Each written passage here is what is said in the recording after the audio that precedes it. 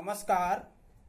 आज हम बीएड के प्रश्न पत्र हिंदी शिक्षण के प्रकरण मूल्यांकन एवल्यूएशन का अध्ययन करेंगे। हिंदी शिक्षण में मूल्यांकन। प्रत्येक कार्य के लिए मूल्यांकन एक आवश्यक प्रक्रिया है। हिंदी शिक्षण में अधिगम व्यवस्था का अंतिम सोपान है। शिक्षण क्रियाओं द्वारा ज्ञानात्मक, भावात्मक तथा क्रियात्मक पक्षों का विकास किया जाता है। शिक्षक द्वारा निश्चित उद्देश्यों का निर्धारण किया जाता है। शिक्षण मूल्यांकन का कार्य शिक्षक द्वारा किया जाता है। बालक की समस्त प्रगति की जांच मूल्यांकन के अंतर्गत की जाती है। साथ ही साथ यह शिक्षण पर भी अपना प्रभाव डालता है और इसलिए इस पूरी प्रणाली को मूल्यांकन शिक्षण प्रणाली कहते हैं।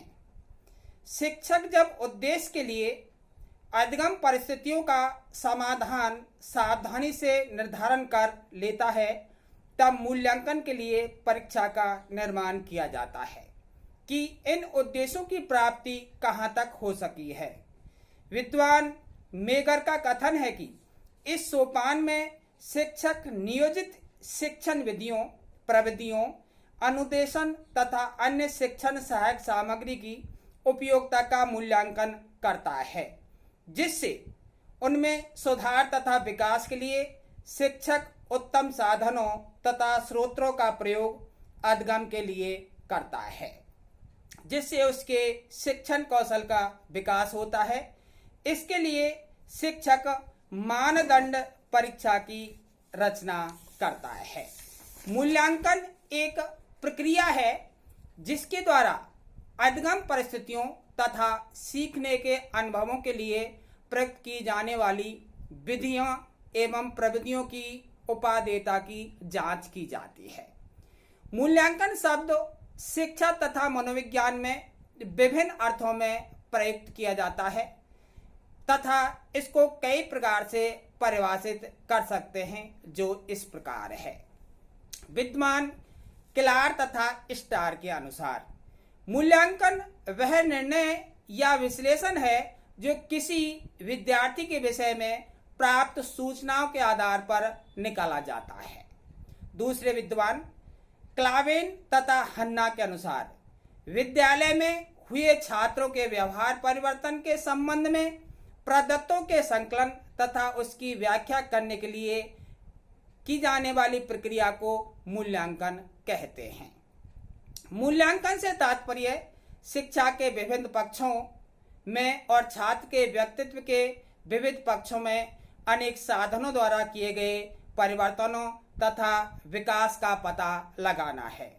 मूल्यांकन बालकों की प्रगति की जांच ही नहीं करता, बल्कि इसका संकेत भी देता है कि बालकों को पर्याप्त अनुभव दिए गए हैं अथवा नहीं।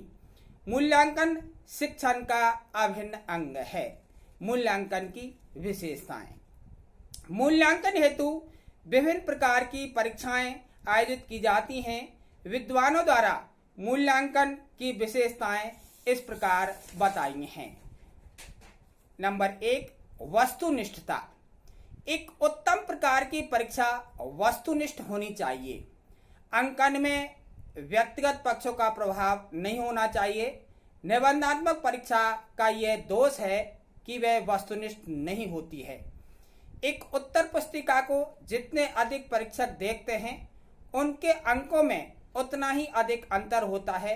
नवीन प्रकार की परीक्षाएं वस्तुनिष्ठ होती हैं। दूसरा बिंदु, विश्वसनीयता।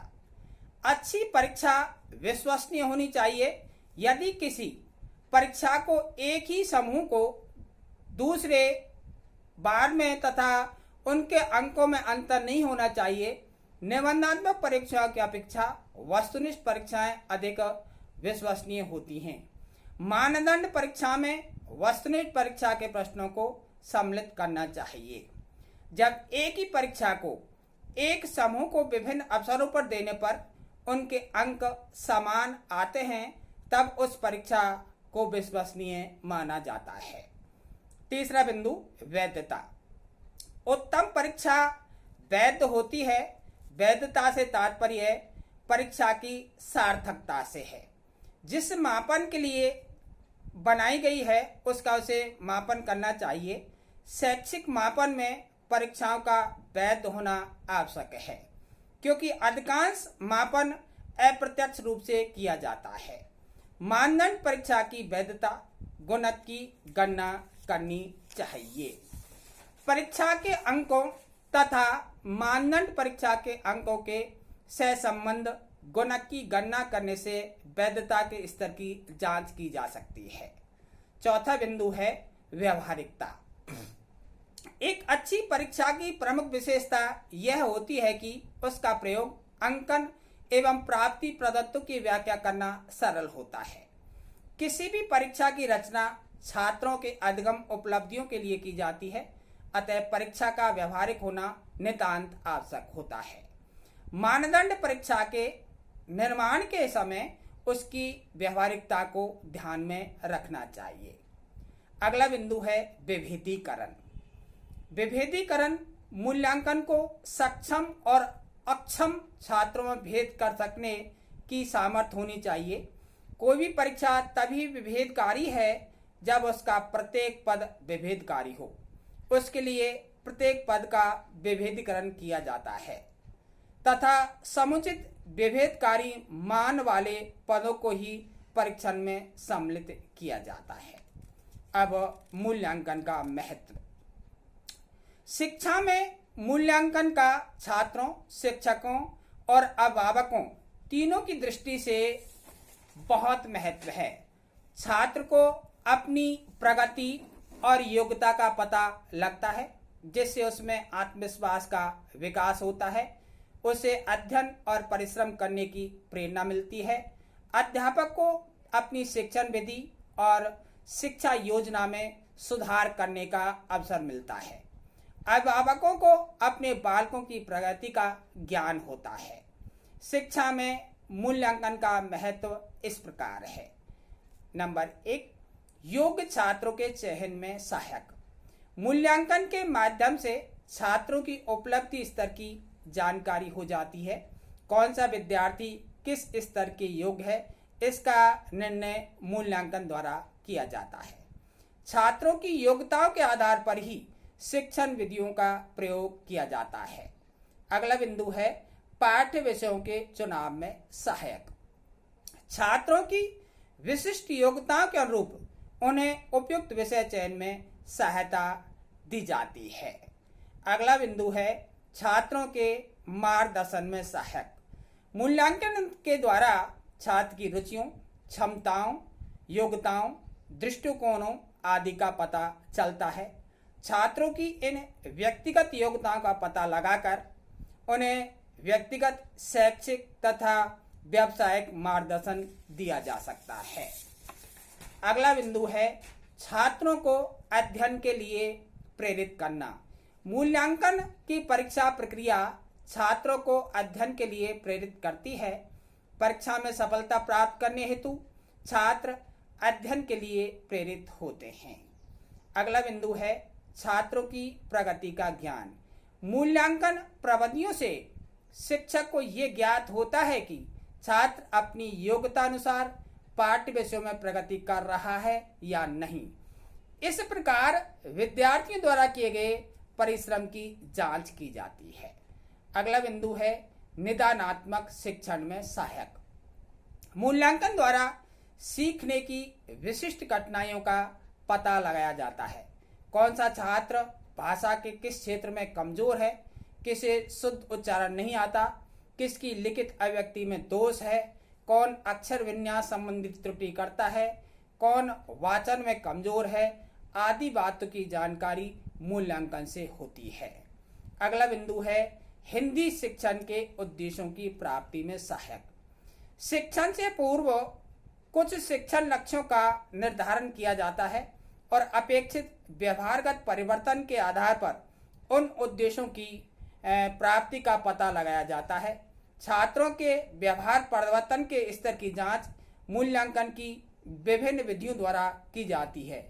यदि उद्देश्यों की प्राप्ति वांछित स्तर तक नहीं होती है तो शिक्षण प्रक्रिया का पुनर्वीक्षण किया जाता है। इस प्रकार मूल्यांकन शिक्षण को उद्देश्योन्मुख बनाता है। अगला बिंदु है शिक्षण विधि के चयन में सहायक। शिक्षण क्रिया को कुशलतापूर्वक संपन्न करने के लिए अध्यापक विभिन्न प्रकार की शिक्षण विधियों का प्रयोग करता है। इन शिक्षण विधियों की सफलता या असफलता का ज्ञान मूल्यांकन के परिणाम से ही हो सकता है। मूल्यांकन की विभिन्न तकनीकों का प्रयोग करने के उपरांत जो भी परिणाम प्राप्त होते हैं उनके आधार पर अध्यापक अपनी शिक्षण विधि के औचित्य का निर्णय लेता है और उनमें वांछित सुधार करता है। अगला बिंदु है अध्यापक के कार्य की जांच। छात्रों की उपलब्धियों को शिक्षक की योग्यताओं, क्षमताओं, व्यक्तित्व एवं शिक्षण क्षमता का स्पष्ट चित्र माना जाता है। शिक्षक ने छात्र को कितना ज्ञान दिया ये मूल्यांकन द्वारा ही पता लगता है। अगला बिंदु है शिक्षा में अपव्यय का निवारण। प्राय विद्यालयों में अनेक छात्र परीक्षाओं में अनुत्तीर्ण होने पर पढ़ाई स्थगित कर देते हैं। इसलिए इस अपव्यय को दूर करने के लिए बालकों की योग्यताओं का ज्ञान प्राप्त करके पाठ्य विषय चुनाव में सहायता की जा सकती है। कोठारी आयोग का विचार है कि मूल्यांकन एक क्रमिक प्रक्रिया है जो कि संपूर्ण शिक्षा प्रणाली का एक महत्वपूर्ण अंग है। यह शिक्षा के उद्देश्यों से घनिष्ठ रूप से संबंधित है। मूल्यांकन की विधियों को मुख्य रूप से दो भागों में विभाजित किया जा सकता है। ए परिमाणात्मक विधियां, ब गुणात्मक विधियां। ए परिमाणात्मक विधियां। भारत में मूल्यांकन हेतु परिमाणात्मक विधियां अर्थात परीक्षा विधि अधिक प्रचलित है। परीक्षा विधि अधिक उपयोगी, विश्वसनीय तथा वैध होती है। यह तीन प्रकार की होती है। एक मौखिक परीक्षा। यह विधि मूल रूप से व्यक्तिगत होती है। इस विधि के माध्यम से परीक्षक बालक के विषय संबंधी ज्ञान, अभिव्यक्ति क्षमता, आत्मविश्वास आदि का मूल्यांकन करता है। हिंदी शिक्षण में मौखिक प्रश्न, कविता पाठ, विषय वस्तु का वाचन आदि के माध्यम से मौखिक परीक्षा ली जाती है। दूसरी परीक्षा है प्रायोगिक परीक्षा। इसमें छात्र अपने कार्य का एक नमूना परीक्षक के समक्ष प्रस्तुत करता है और इसके आधार पर संबंधित क्षेत्र या विषय में उसकी योग्यता का मूल्यांकन किया जाता है। मुख्यतः विज्ञान, भूगोल, गृह विज्ञान, क्राफ्ट आदि विषयों में इसे प्रयुक्त किया जाता है। हिंदी भाषा प्रयोगशाला में हिंदी की प्रायोगिक परीक्षा आयोजित करवाई जा सकती है। अगली परीक्षा है लिखित परीक्षा। सामान्यतः भारतीय विद्यालयों में मूल्यांकन हेतु लिखित परीक्षा का अधिक प्रचलन है। ये छात्रों की ज्ञान प्राप्ति और पाठ्य विषय को संक्षिप्त एवं व्याख्या करने की योग्यता का मूल्यांकन करने में बहुत उपयोगी है। अब गुणात्मक विधियां। गुणात्मक मूल्यांकन हेतु हिंदी शिक्षण में विभिन्न प्रकार के प्रपत्र एवं अभिलेखों की सहायता ली जाती है जो इस प्रकार हैं। नंबर 1 संचित अभिलेख। विद्यालयों में प्रत्येक छात्र के संबंध में सूचनाओं को एकत्र किया जाता है। इसकी सहायता से छात्रों के क्रमिक विकास एवं व्यवहार परिवर्तनों की जांच की जाती है। इसमें शैक्षिक प्रगति, मासिक परीक्षाफल, उपस्थिति, योग्यता तथा विद्यालय की अन्य क्रियाओं में भाग लेने आदि का आलेख प्रस्तुत किया जाता है। छात्र का प्रारंभिक स्तर क्या था, शिक्षणोपरांत उसमें क्या अंतर आया, प्रगति हुई या नहीं, इन सब बातों की यथार्थ जानकारी संचित अभिलेख पत्र द्वारा हो जाती है। अगला अवलोकन। किसी भी विषय के शिक्षण के लिए जिन उद्देश्यों का निर्धारण किया जाता है उसकी उपलब्धि व्यवहार प्रवर्तन के रूप में मापी जाती है।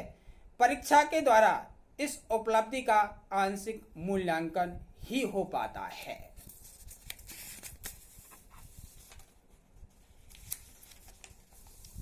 भाषा शिक्षण संबंधी उपलब्धियों का सही और विस्तृत मूल्यांकन छात्र के दैनिक क्रियाकलापों एवं व्यवहार को देखकर ही किया जा सकता है, जिसे अवलोकन कहा जाता है। कक्षा शिक्षण के समय कक्षा अंत्यक्रिया में छात्र की सक्रियता, विद्यालय के विभिन्न कार्यक्रमों में आयोजित भाषा एवं साहित्य संबंधी क्रियाओं में उसकी सहभागिता एवं प्रदर्शन, विद्यालय में छात्र के कार्य करने के ढंग एवं विद्यालय के सभी अध्यापकों, छात्रों व अन्य कर्मियों आदि के साथ वार्तालाप आदि का पर्यवेक्षण करते हुए छात्रों की भाषागत योग्यताओं के विकास एवं उपलब्धियों की जांच की जा सकती है। इसे पर्यवेक्षण व निरीक्षण विधि भी कह सकते हैं। अगला, साक्षात्कार। किसी व्यक्ति से व्यक्तिगत रूप से वार्तालाप करके सूचना एकत्रित करना साक्षात्कार कहलाता है। साक्षात्कार से सूचना प्राप्त करने के साथ ही बालक की रुचि, व्यक्तित्व तथा मनोवृत्ति का पता चलता है। साक्षात्कार के द्वारा बालक की रुचियों का विकास, दृष्टिकोण में हुए व्यवहारगत परिवर्तन तथा विभिन्न व्यक्तिगत विशेषताओं की जांच की जाती है। इसके द्वारा छात्र के प्रस्तुतिकरण के आधार पर उसकी उपलब्धियों का मूल्यांकन किया जाता है। अगला, प्रश्नावली। छात्रों से नाना प्रकार की सूचनाएं प्राप्त करने के लिए प्रश्नावली का प्रयोग किया जाता है। इसमें प्रश्न, उद्देश्य एवं लक्ष्यों से संबंधित होते हैं। उत्तरदाता छात्र को प्रश्न पढ़कर केवल चिन्ह लगाना पड़ता है या कहीं कुछ शब्द लिखने पड़ते हैं।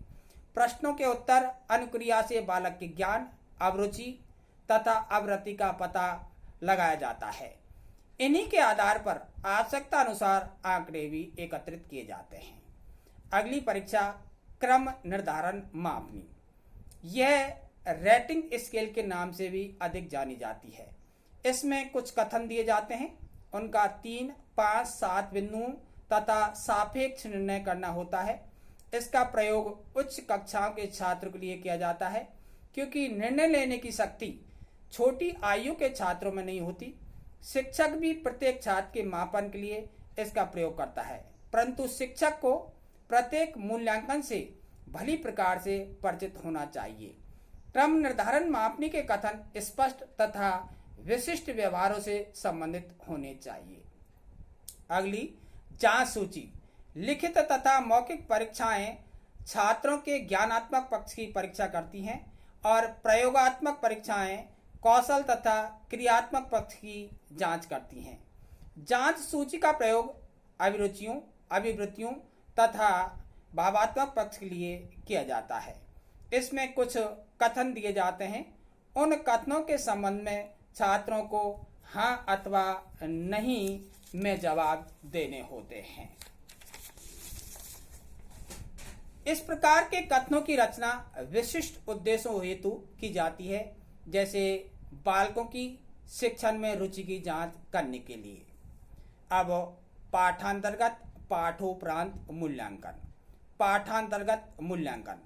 पाठांतर्गत मूल्यांकन में शिक्षक द्वारा छात्रों में पढ़ाई की विषय वस्तु में से बोध प्रश्न व विचार विश्लेषणात्मक प्रश्न पूछे जाते हैं, जिससे बालक के ज्ञान, अभिव्यक्ति क्षमता व सृजनशीलता का पता लगाया जा सकता है। इससे बालक के उच्चारण, वाक्य प्रयोग और शब्द बोध का पता लगाया जा सकता है। दूसरा, पाठोपरांत मूल्यांकन। पाठ समाप्त करने के पश्चात शिक्षक द्वारा निर्धारित उद्देश्यों के अनुसार व्यवहारगत परिवर्तन की जांच हेतु पुनरावृत्ति प्रश्न पूछे जाते हैं। पुनरावृत्ति प्रश्न के अंतर्गत वस्तुनिष्ठ प्रश्न, लघुत्तरात्मक प्रश्न तथा निबंधात्मक प्रश्न किए जाते हैं।